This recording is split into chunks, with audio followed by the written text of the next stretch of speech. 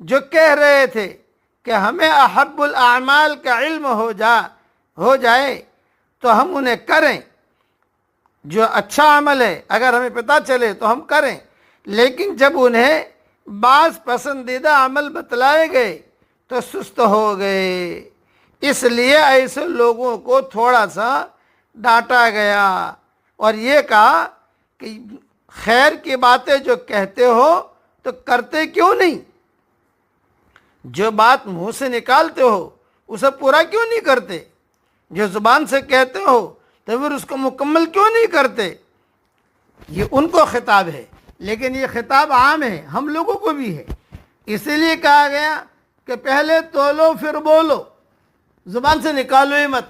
अब जब उन्होंने निकाला, अल्लाह ने पूरी सूरत नाजिल कर दी, अब साहबों में कुछ सुस्ती होने लगी।